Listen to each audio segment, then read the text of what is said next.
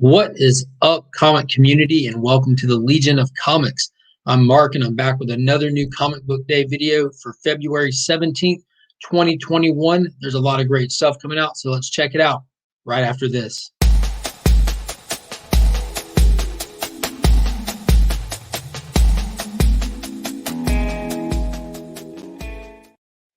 So if you haven't already, be sure to like and subscribe to the channel. It really helps out a lot. You can ring that notification bell so you don't miss out on whenever future content drops. And yeah, you can check out my Instagram as well as the Facebook. The links to those are in the description to this video. So let's go ahead and get right into it. Like I said, there's a lot of really good stuff coming out. As a matter of fact, there's something great coming out. We've been waiting on it for a really long time, and it has finally got here, and that is the Last Ronin issue number 2. Now, there are tons and tons of great covers for this. I'll be picking up the cover A, and then Big Time Collectibles had the John Jang variant for it, which I've pre-ordered, which will be here as soon as they ship it out. So I'm obviously a big John Jang fan, but that is definitely my favorite variant that they did for this issue. So it's looking like most likely we're going to get to see a little bit of flashback in this issue to possibly how Raphael and maybe some other characters surrounding the Turtles have died. So I kind of speculated early on that that might be the format of this book, where that first one we get introduced to who the Last Ronin is, the fact that his brothers are dead, the world that they're in, we kind of get introduced to that. So actually seeing the events take place that his brothers fell in, I think that that's what's going to happen. Because in this first issue right here, you see that Raph is stabbed with ninja stars. He has swords sticking out of him. So I think we might see his last hurrah on this. So I'm really excited about it. That first issue did not disappoint. I'm Team Michelangelo all the way. So I was really excited to see that my boy is the last man standing. He was the first turtle created and the last one standing. So I'm really excited to see where they take this series. We have Eastman, Laird, and Waltz all working on it. It's amazing to see Eastman and Laird's original concept brought to life so many years after its inception. So if you're not picking this up, guys, make sure you get to your stores early if you didn't pre-order it. And if you don't get it, I'm sorry. Go ahead and pre-order those next ones and wait it out.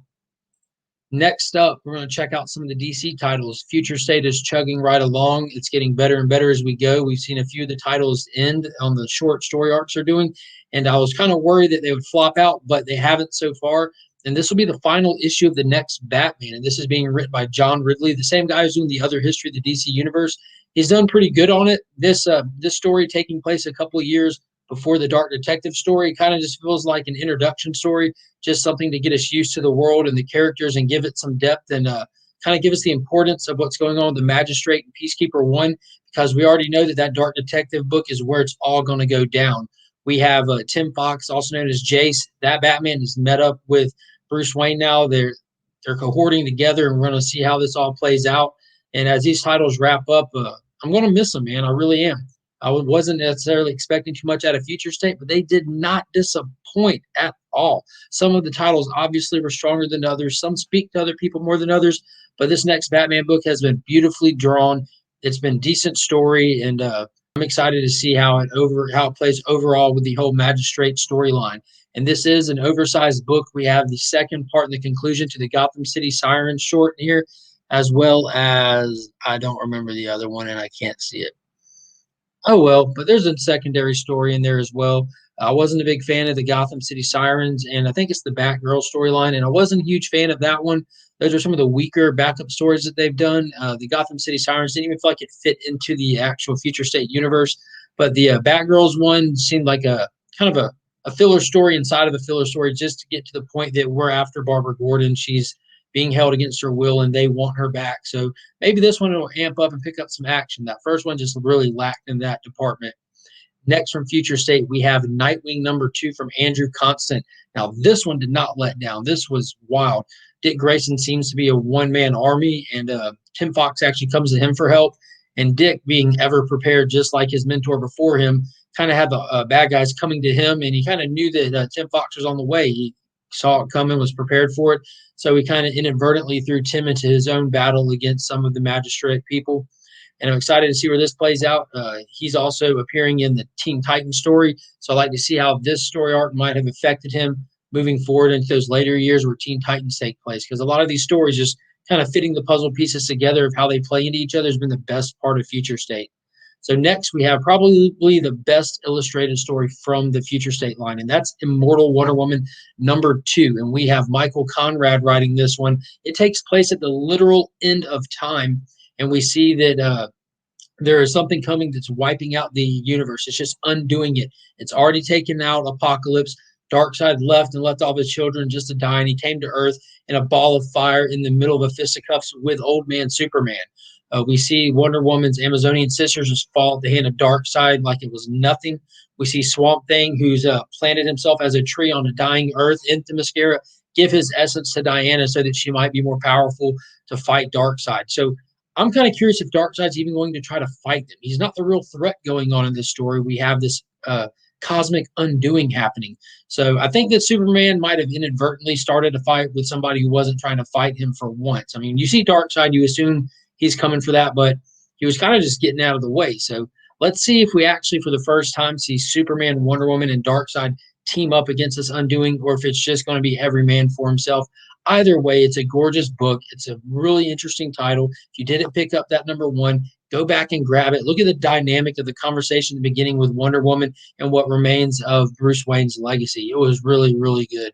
So next, we have one that I was most excited about before Future State started. It was one of the few that I knew I would pick up. In that first issue, it really didn't get into the meat and potatoes of the whole concept of Superman on the Worlds of War with Mongol. But here we are. We've made it to that point. And Michael, Becky Cloonan is writing this one.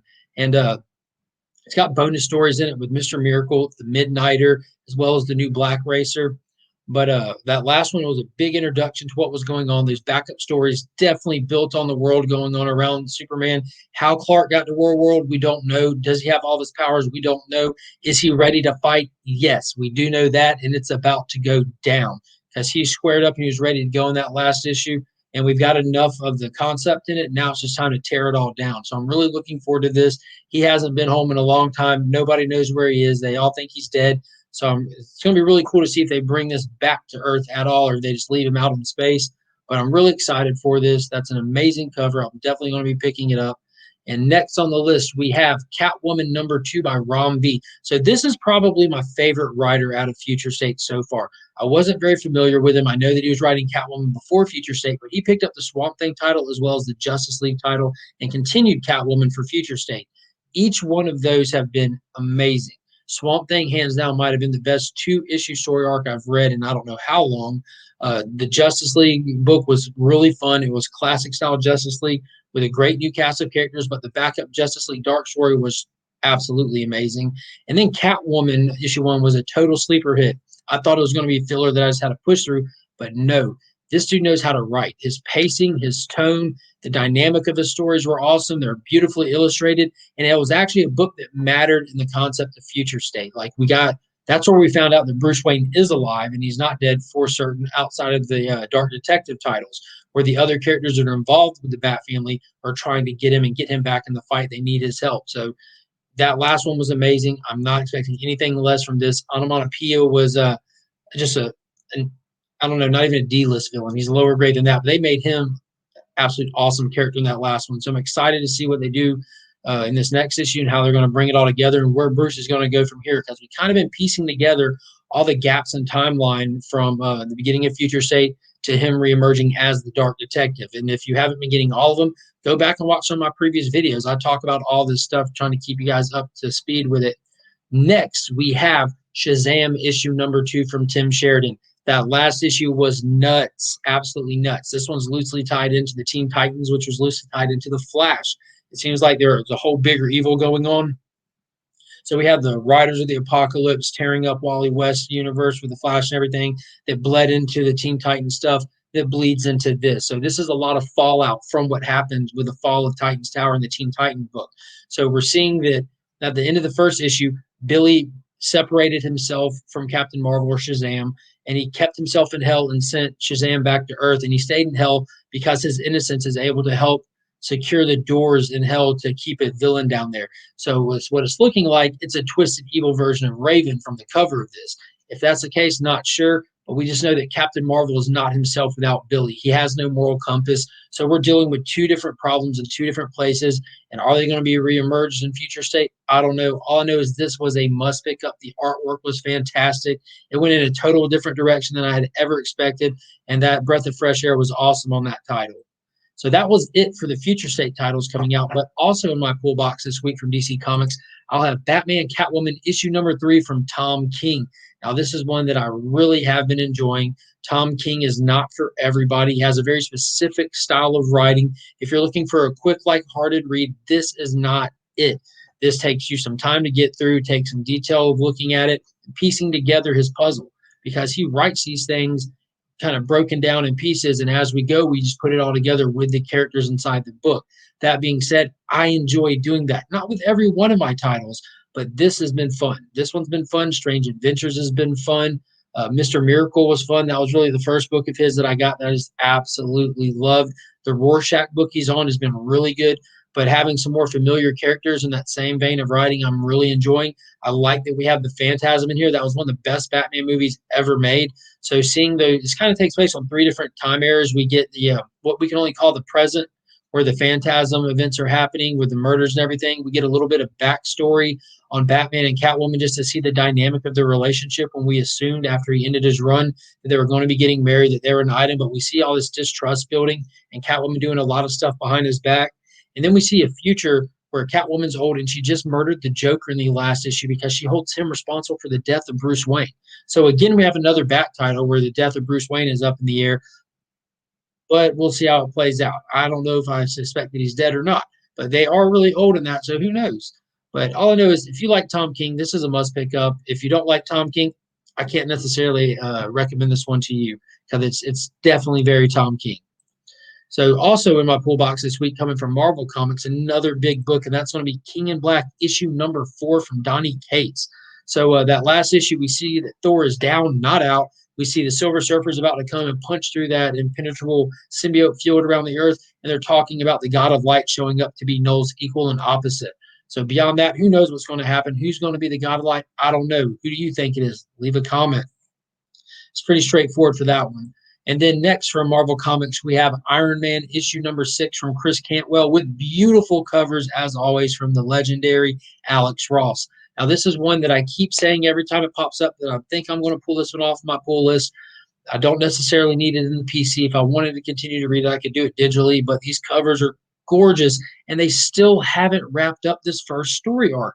We're still dealing with Korvax. We're still dealing with Hellcat, and it's just moving kind of slowly. Stuff's happening in each issue, but it's not really rounding out yet. So I want to get through that first story arc and see how I feel after that. But still can't pass up those covers. I mean, look at the reflections on that. Those reflections have reflections. It's just amazing. So also from Marvel, I'm a little more Marvel heavy this week than usual, and it's the Immortal Hulk Flatline. Now, this is a one-shot. This will be the 4th one-shot that they've done now during the Immortal Hulk run. We're slowly creeping up on that issue 50, which I believe is going to be the last issue. I don't have a synopsis on this one. It's a one-shot. Didn't want to read it. Don't want any spoilers. All I can say is if you're a Hulk fan, all these one-shots have delivered on different levels. So I'm really looking forward to this one.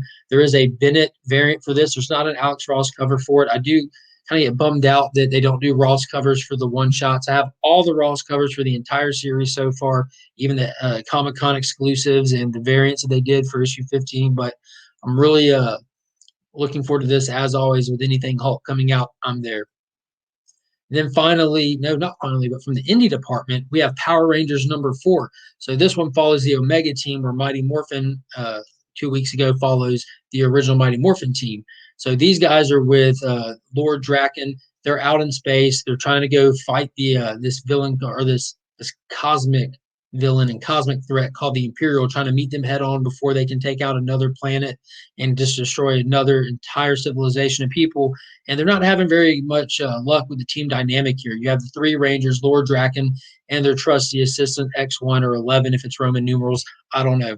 But Lord Draken's kind of leading them in the direction that they need to go. In that last issue, we kind of see them make it to this pocket universe, it looks like, where Draken was held prisoner after the events of the Shattered Grid, and it just looks like it destroyed Angel Grove. So we'll see what goes on. We'll see if this is just more dynamic building between this team, or if we're actually going to make any major steps toward getting to the Imperial, which I suspect about this time we probably should be.